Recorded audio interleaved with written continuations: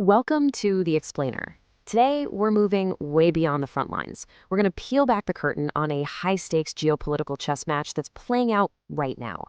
This is a story about a secret deal, a really precise military strike, and a ticking clock that could honestly reshape the future of Europe. So let's get right into it.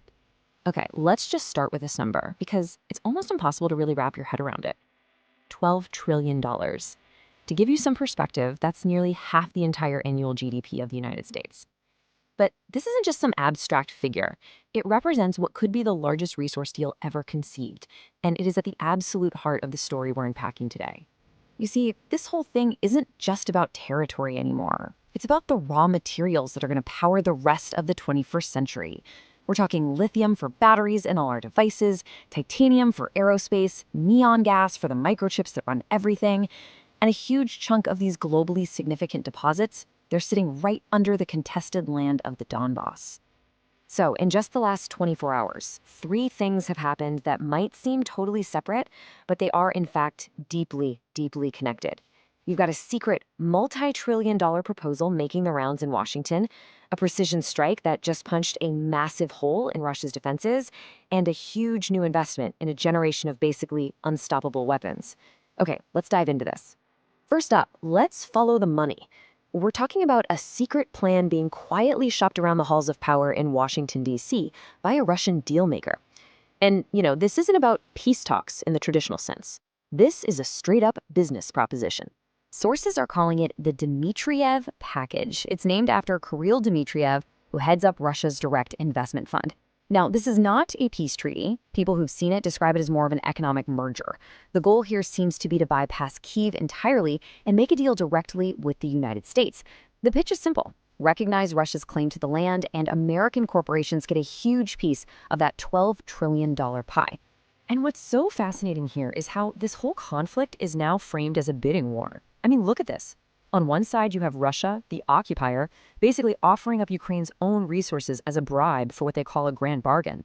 And on the other side, you have Ukraine, which recently signed its own minerals deal with the US, promising 50% of future revenue to a joint reconstruction fund. They're both using the exact same assets to court Washington, but for completely opposite reasons. So here's the crucial point. The White House hasn't said no to the Russian proposal. They've just been silent. And in the world of high-stakes diplomacy, silence isn't an absence of an answer. It is an answer. It's a form of negotiation. It leaves the door open to a deal that could totally change the game, maybe on Russia's terms. And you can bet that for Ukraine, that silence is absolutely deafening. All right, let's shift gears to our second story. Because while the diplomats are talking trillions in quiet rooms, the military is busy creating facts on the ground. We're moving from the boardroom right to the battlefield.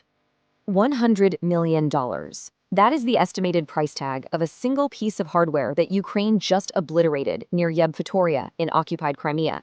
And this wasn't just any piece of equipment. It was a 55 GH-6U Nebo-U, one of Russia's most advanced strategic early warning radar systems, their eyes in the sky. And losing it is about so much more than just the money. See, this radar system was a key part of Russia's entire strategy in Crimea. It's what military folks call an A2/AD bubble. That stands for anti-access/area denial. The easiest way to think about it is like a giant invisible fortress made of overlapping radar and missile systems. It's designed to make it basically impossible for an enemy to operate safely in the air, on land, or at sea. So by taking out this one radar, Ukraine didn't just destroy $100 million of gear. They created a massive vulnerability. They effectively popped part of that protective bubble, creating a temporary blind spot over a really critical part of Crimea. For their missiles, their long-range drones, and their jets, that's an open door. And this wasn't a random hit. No way. This is a very systematic preparation for what's coming next. First, you've got F-16s arriving soon, so Ukraine needs to pluck the eyes of Russian air defense to create safer flight paths. Second, this blind spot makes what's left of Russia's Black Sea Fleet even more of a sitting duck. And maybe most importantly, it's a signal to everyone, Moscow, Washington, Brussels, that Ukraine is actively setting the stage for a major operation. Which brings us to our third story, a frantic, really high-stakes race to develop weapons that, right now, the West can't reliably stop. This is all about the future of warfare. Take a look at this number. 430 million pounds.